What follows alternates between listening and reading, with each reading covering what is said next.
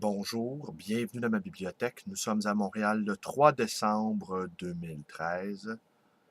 Mon nom est Bruno Lalonde. Alors, voilà, je ne vous ai pas parlé de la micro-manifestation. Nous étions à peine 50, 60.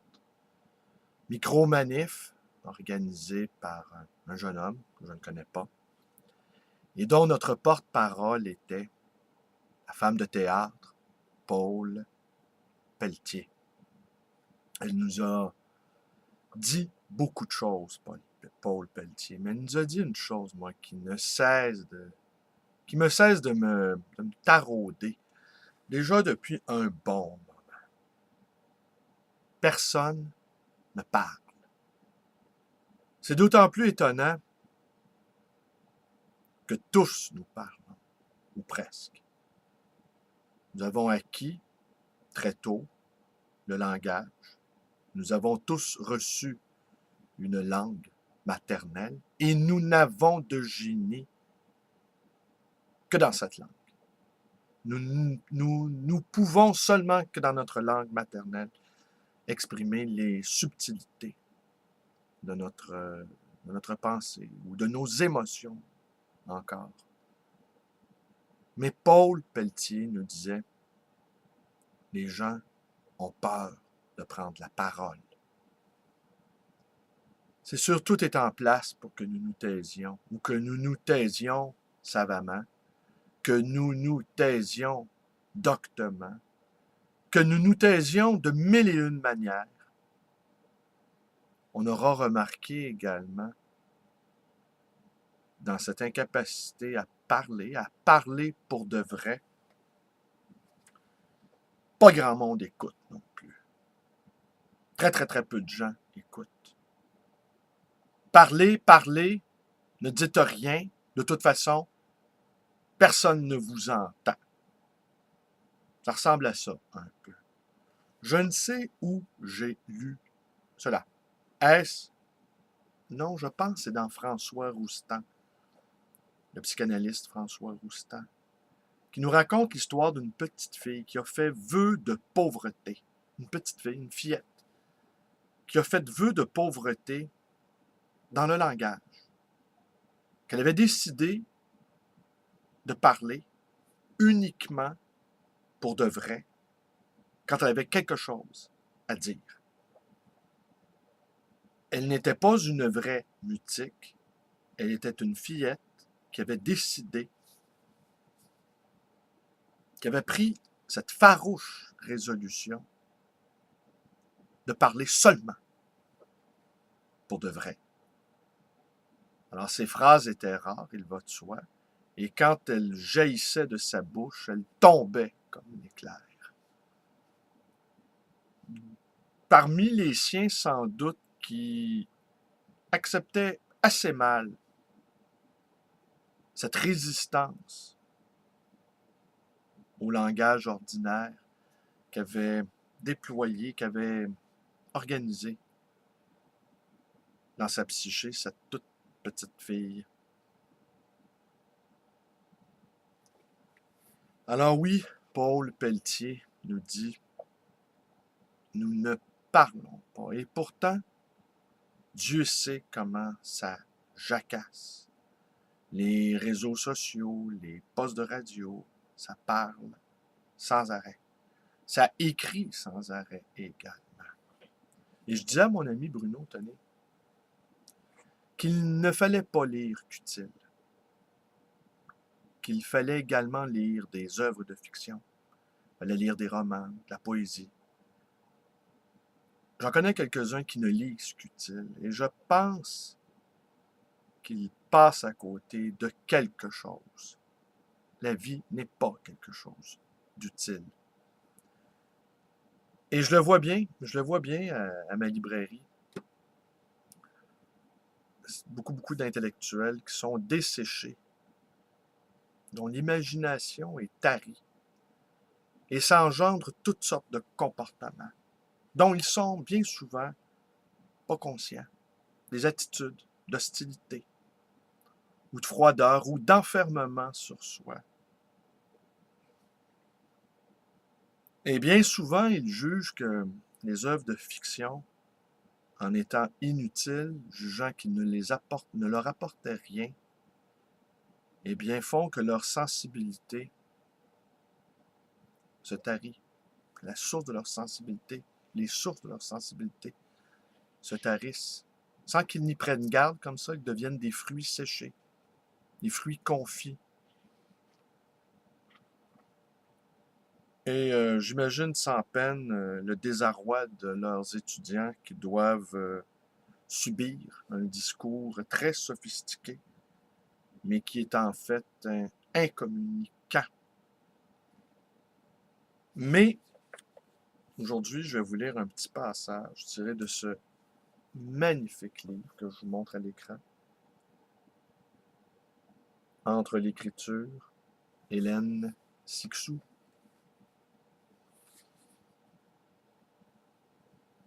Voir le monde tel qu'il est, cela demande des forces, des vertus, lesquelles patience et courage.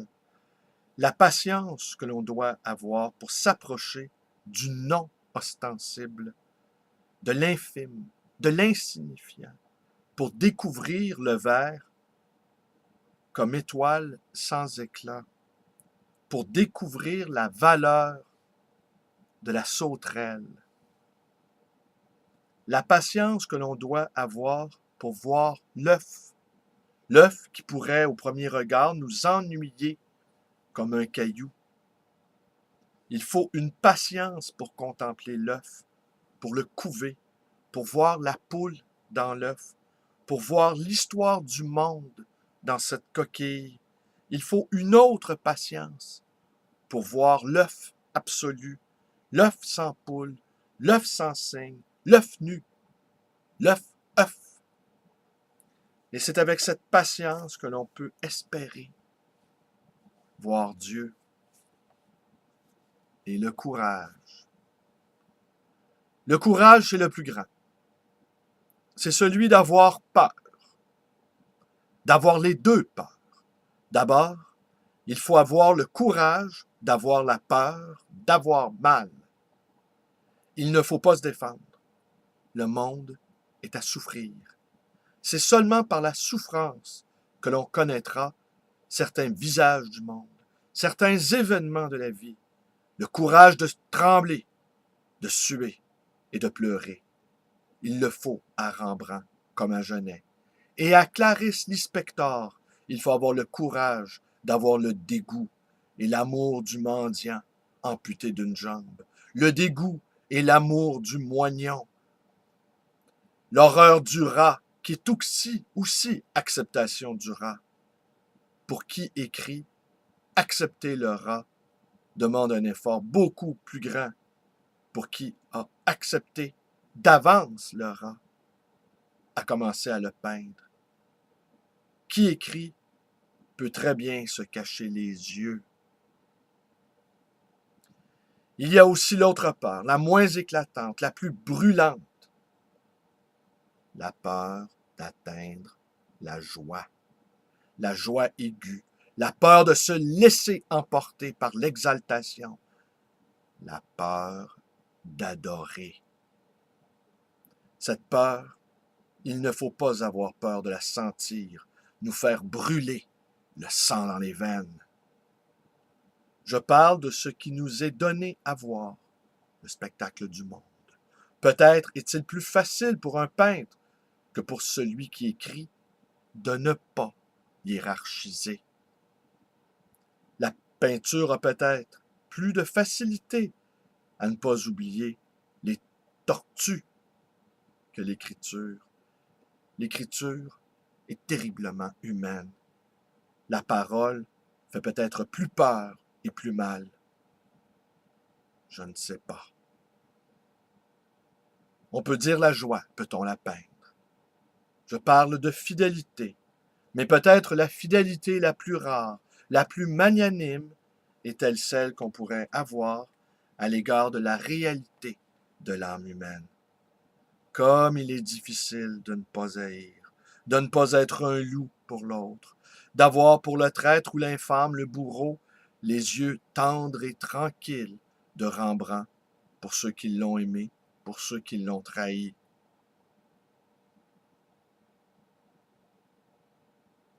Voilà.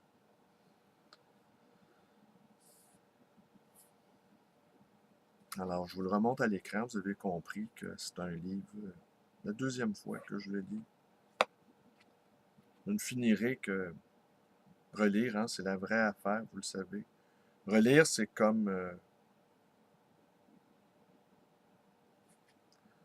relire, c'est comme revivre, au fond.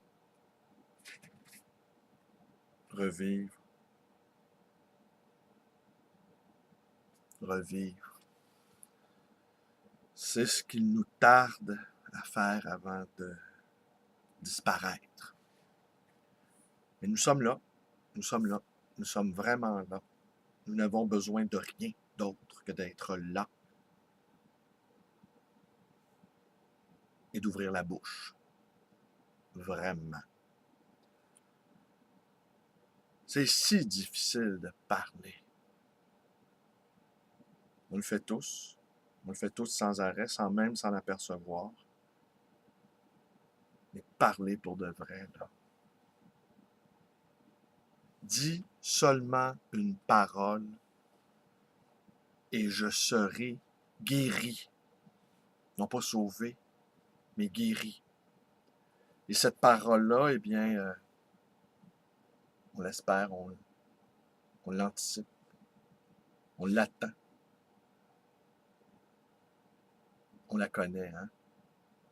Allez, je vous quitte, je vous quitte. Je vous quitte pour aujourd'hui seulement et je vous dis à demain pour de nouvelles aventures microscopiques, celles d'un fou de livres. Ma chaîne, ma librairie, ma page Facebook, vous pouvez aller déambuler sur cette page qui s'ouvre sur l'infini.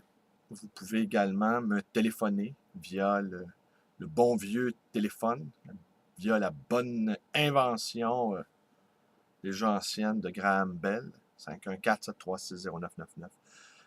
Alors, une autre journée une autre journée de fou, une journée de fou sans pile les unes sur les autres.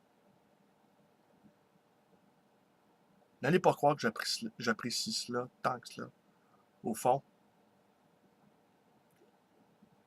j'adore la tranquillité. Mais cette tranquillité-là, eh bien, m'est interdite pour toutes sortes de raisons. Je suis dans l'intranquillité.